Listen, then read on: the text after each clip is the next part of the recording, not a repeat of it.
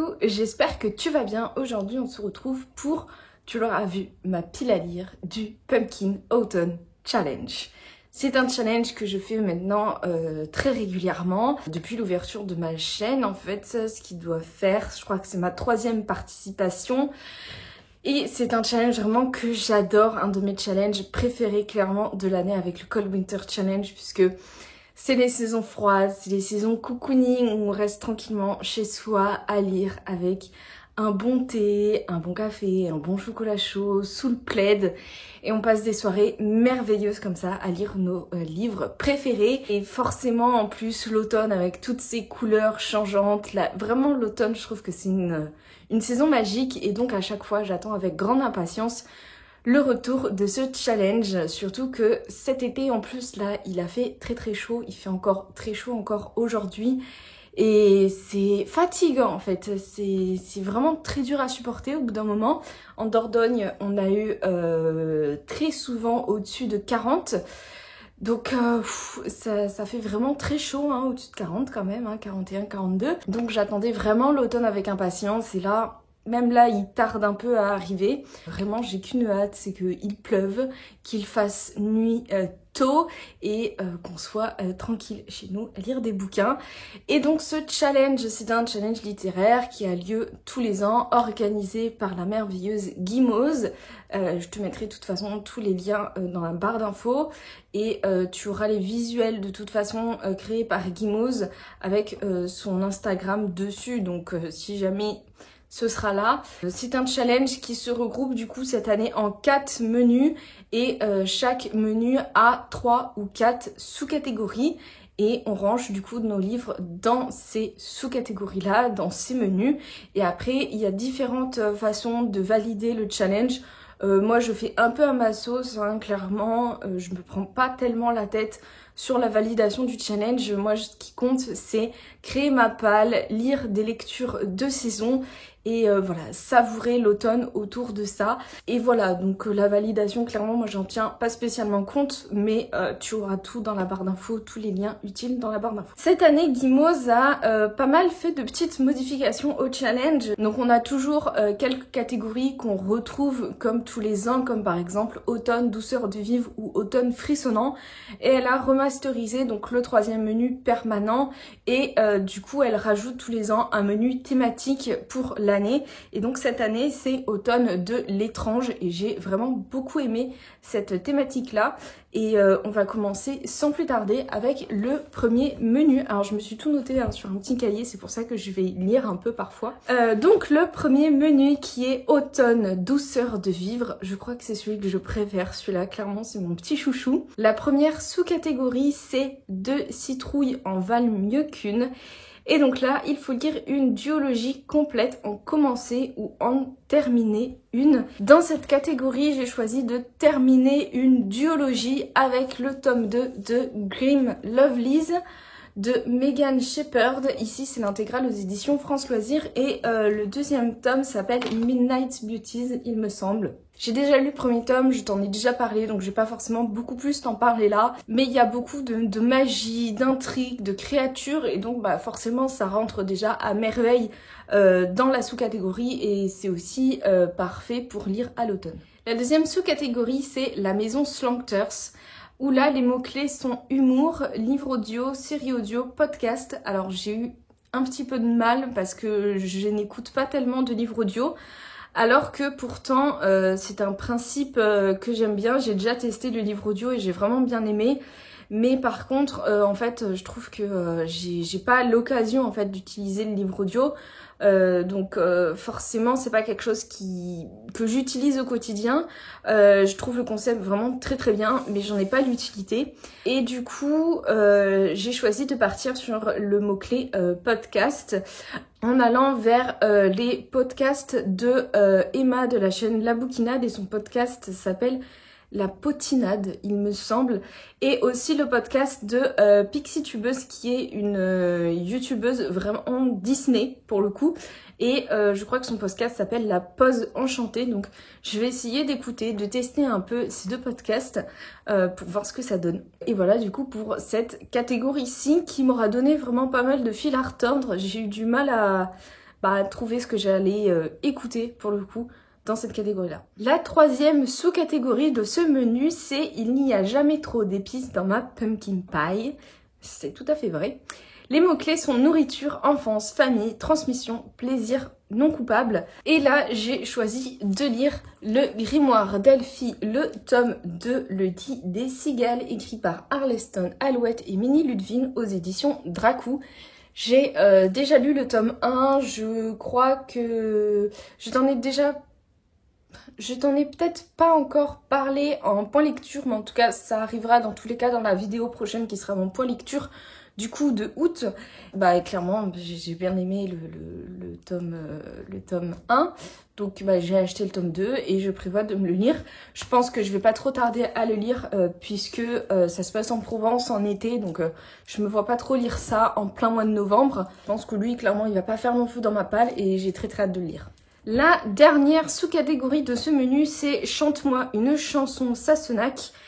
Et les thématiques sont mythes et légendes, voyage dans le temps, dépaysement. Alors là, je sais pas trop si le livre que j'ai choisi va rentrer dans cette catégorie, mais j'avais pas d'autre solution que de le mettre là. Je pense qu'il rentrera quand même dans cette catégorie-là. Il s'agit de Fable de Adrienne Young, ici dans l'édition Wednesday Books, qui est donc une édition VO en anglais. Ce livre-là, je te l'ai déjà présenté dans un book haul. On va faire une lecture commune autour de ce livre-là pendant tout le mois de septembre. Donc j'ai très hâte de lire. Déjà la couverture est juste magnifique, l'histoire a l'air super bien. Et je pense qu'il y aura des références aux mythes et légendes. Ça se passe au bord de la mer, sur une île. Voilà, je sais pas trop à quoi m'attendre, j'ai pas envie de me remettre le résumé en tête. J'ai envie de découvrir un peu cette histoire à l'aveugle, mais en tout cas il me fait super envie et j'espère qu'il rentrera dans cette catégorie. Ensuite on passe donc au menu thématique de cette année qui est Automne de l'étrange, avec la première sous-catégorie qui est les mystérieux habitants de Pottsfield. Ici il faut lire un livre qui rappelle l'automne, Halloween, Samhain, et moi j'ai un petit peu filouté sur celui-là puisque automne, Halloween, Samhain, moi, ça me rappelle forcément les sorcières, et là, j'ai choisi du coup de lire Le fils oublié de Salem de Émilie Bonnet aux éditions Nouvelle Plume. C'est un tome 2, je t'ai présenté, je pense, l'année dernière, la lecture du tome 1 qui était Les héritiers de Salem. Ça tourne vraiment autour de l'histoire des sorcières de Salem. C'est vraiment un livre, si celui-ci se place dans la même vibes que le tome 1, c'est une touche assez horrifique à la Vampire Diaries, avec des vampires, des loups-garous, des sorcières, je sais même pas s'il y a des vampires, je ne sais plus, mais voilà, un peu des créatures de l'ombre, des sorcières. Et ensuite, 3 personnages qui évoluent un peu au milieu de tout ça, 3 frères et sœurs qui évoluent un peu au milieu de tout ça, qui sont des sorciers et sorcières, évidemment. Et j'avais vraiment bien aimé, c'était parfait, vraiment parfait à lire à la période d'Halloween. Donc je pense que celui-là, je vais faire pareil, je vais lire à la période d'Halloween. Et la couverture est assez sombre aussi, donc je pense qu'il ira très bien pour cette période-là. Et j'ai déjà très hâte de les lire parce que j'avais vraiment bien aimé le tome 1. La deuxième sous-catégorie de ce menu, c'est la cueillette des champignons avec les mots-clés forêt, récolte, poison, petit peuple. Dans cette catégorie-là, j'ai choisi de lire un manga qui est La sorcière aux champignons de Tachibana Higuchi aux éditions Glénat. C'est le tome 1 et déjà la couverture est juste trop belle. Je trouve ce manga mais genre juste trop mignon. Avec les petites paillettes sur les champignons et tout. Et donc là, si j'ai bien compris, on va suivre une petite sorcière qui est donc la sorcière aux champignons, sauf qu'elle ne fait que des champignons toxiques et donc elle vit un peu au banc de la société. Et voilà, je trouvais que ça marchait très bien avec ces thématiques de poison, de forêt, et puis cette thématique aussi de la sorcière aussi, enfin bref. Je trouve que ça rentrait vraiment parfait, puis le titre, la sorcière aux champignons, la cueillette des champignons, voilà, je trouve que c'est vraiment parfait pour cette catégorie-là, il me tarde de le lire. La troisième sous-catégorie, c'est In the Dark, A Hero Call, où les mots-clés sont fantasy, dark fantasy, ambivalence, quête, duplicité, pouvoir, obscurité, lumière, destinée, loyauté, mauvaise influence. Il y a beaucoup de mots-clés, donc il y a beaucoup de livres qui pourraient clairement rentrer dans cette thématique. Clairement, moi j'aurais pu mettre Grim Lovelace dedans, j'aurais pu mettre le Grimoire d'Elphie, j'aurais pu mettre Fable, j'aurais pu mettre en gros presque tous les livres que je t'ai déjà présentés. Mais dans cette catégorie-là, j'ai choisi de mettre Un royaume de chair et de feu de Jennifer L. Armentrout aux éditions de Saxus. Tout simplement parce que là, on a effectivement de la duplicité, en tout cas dans le tome 1, c'était ce qu'on avait, de la duplicité, une quête, de l'obscurité et de la lumière, une destinée, une ambivalence, tous ces mots-clés-là, je pense qu'ils rentrent assez bien avec ce roman-ci. Donc c'est pour ça que je l'ai mis là. C'est un tome 2, c'est le tome 2 de Le sang et la cendre. Qui a eu un beau succès, ça a été compliqué, je te l'ai déjà raconté dans le book haul d'avoir ce livre-là, mais en tout cas je pense que là il va être vraiment parfait à lire sur cette période-ci. Il me tarde quand même de le lire parce que j'avais vraiment bien aimé le tome 1 et il paraît que le tome 2 est encore meilleur et que le tome 3 est encore meilleur, etc. Donc j'ai hâte de le découvrir. La dernière sous-catégorie de ce menu thématique, c'est soit vent, rêve, cendre et néant, soit nuit, noir, âme et souhait. Les mots-clés sont conte gothique, macabre, sorcière, sauvetage, disparition. Et là, j'ai choisi de lire un livre, alors je sais pas trop s'il correspond aux mots-clés, mais en tout cas, il rentre, je pense, dans cette catégorie-là. Il correspond à au moins un mot-clé, je pense, qui est le mot-clé du conte. J'ai décidé que je lirai Cécité Malaga de Benjamin Lacombe aux éditions Albin Michel. Déjà, juste magnifique l'objet livre. Je sais qu'il est dédicacé en plus, donc très contente. C'est assez court, je pense que l'histoire va se lire très rapidement. J'ai l'impression qu'il y a beaucoup plus d'illustrations que d'écriture, donc il va aller très très vite à lire. Et aussi avec ce titre de sous-catégorie qui est assez poétique. Je sais que Benjamin Lacombe fait beaucoup de choses très subtiles, très raffinées, poétiques. Donc je pense que ce sera parfait pour cette sous-catégorie-là. On arrive maintenant au troisième menu qui a été un menu qui a été un peu remasterisé. Il s'agit de Automne rayonnant. La première sous-catégorie c'est We All Born Naked and the Rest is Drag. Qui part sur les thématiques LGBTQIA+, amour de soi, diversité, inclusivité. Et dans cette sous-catégorie, j'ai décidé de lire Apparence trompeuse de Emilia Sullivan, qui est un livre qui n'est pas encore édité en maison d'édition, mais croise les doigts, ça ne saurait tarder normalement. C'est une romance FF entre femmes dans un univers de fantasy et je ne vais pas relire le résumé parce que j'ai envie de me laisser surprendre. Je t'ai déjà présenté ce livre-là dans mon book haul, c'est donc La chérie de ma meilleure amie qui a écrit ce roman-là. Il me tarde vraiment de le lire, j'ai trop hâte. Et je pense qu'il va pas faire long feu, je pense qu'en septembre il sera lu. Ensuite, la deuxième sous-catégorie, c'est You Cannot Eat the Money, qui est sur les thématiques de l'écologie, de l'anticipation, de la science-fiction, du post-apocalyptique. J'ai décidé de lire Réensauvageons la France de Gilbert Cochet et Stéphane Durand aux éditions Babel. C'est un petit poche qui va se lire très rapidement, je pense, et qui va être très intéressant puisque c'est un essai qui nous parle du coup de la vie sauvage en France, de son évolution. Il me tarde vraiment de le lire, ça fait un petit moment que je l'ai, ça fait un petit moment qui me fait très envie. En plus là, les couleurs vraiment orangées, brunes, c'est parfait pour l'automne, donc faut vraiment que je le lise. Et je manquerai pas de t'en reparler quand je l'aurai terminé.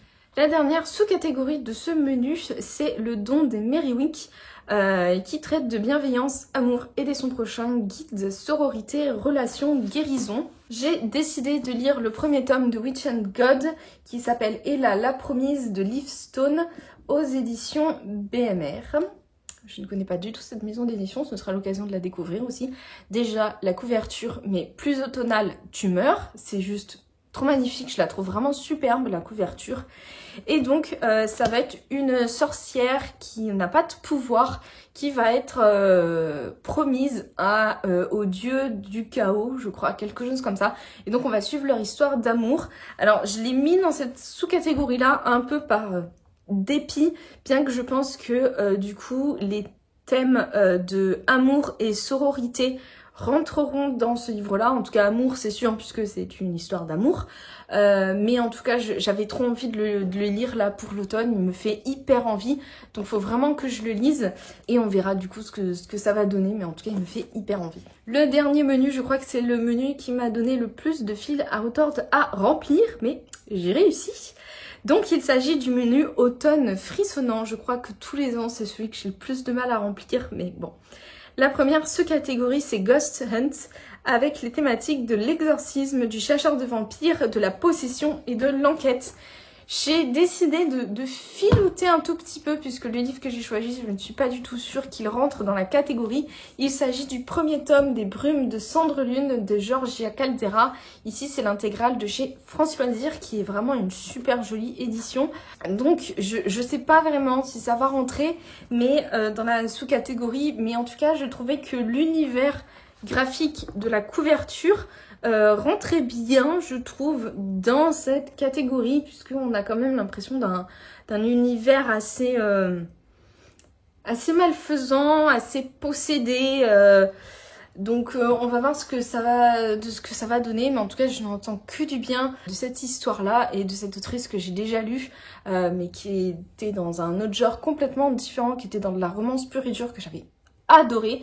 Donc là il me tarde de la découvrir dans de la fantasy et on va voir du coup si ça rentre bien dans la sous-catégorie ou pas. La deuxième sous-catégorie de ce menu c'est le portrait du mal, où là il faut lire un livre avec une couverture, une affiche sur laquelle un visage sinistre, en option sinistre, est dessiné et moi j'ai choisi de mettre le tome 4 de Dune, qui est l'empereur dieu de Dune de Frank Herbert, évidemment, aux éditions Robert Laffont, collection Ailleurs et Demain, où là, on a le visage, du coup, de, je pense que c'est Leto, hein, sur la couverture. J'ai trop hâte de le lire. J'attends ça, je pense qu'il va pas faire long feu, lui non plus, clairement, parce que Dune, voilà, tout simplement, je vais arrêter de vous rabâcher les oreilles avec cette histoire-là, mais Dune, voilà, tout simplement. Je suis désolée, peut-être que le cadrage a un petit peu changé, j'avais juste plus de place sur mon téléphone, donc j'ai dû tout envoyer sur l'ordinateur, supprimer tout ce que je pouvais au maximum sur mon téléphone, et du coup, ça prend un petit peu de temps, parce que mon ordinateur n'est plus de première jeunesse, donc c'était un petit peu plus compliqué. Donc il me manquait juste à te présenter du coup la dernière catégorie du challenge qui s'appelle des Sakuma Drops au milieu des Lucioles, où les mots-clés sont historique, drame, biographie, mémoire, frères et sœurs. Et dans cette catégorie, j'ai choisi de mettre Au bonheur des dames de Émile Zola, ici dans l'édition France Loisirs. Ça a été écrit au 19e siècle, donc ça rentre bien dans la catégorie historique, ça se place à cette époque-là en plus. Et aussi, connaissant Émile Zola, ça va être pas très jojo normalement. Donc on va voir ça. Émile Zola, c'est un auteur que malheureusement je n'ai encore jamais découvert. Alors que pourtant ça fait très longtemps que j'ai envie de le découvrir. J'avais vu une série inspirée de ce roman-ci que j'avais absolument adoré. Et j'avais aussi vu la série Germinal qui est sortie l'année dernière, qui était juste incroyable, que j'ai adoré, qui était vraiment une pépite. Et du coup, clairement, je me suis toujours dit qu'il faut que je découvre Émile Zola. Et du coup, maintenant, ça va être l'occasion avec ce challenge. Voilà, du coup, pour ma pile à lire du Pumpkin Autumn Challenge que j'ai très hâte de commencer. L'automne, c'est vraiment une de mes saisons préférées. Et ce challenge-là est juste trop parfait puisque on se met dans l'ambiance d'automne. Et ça, c'est vraiment super cool.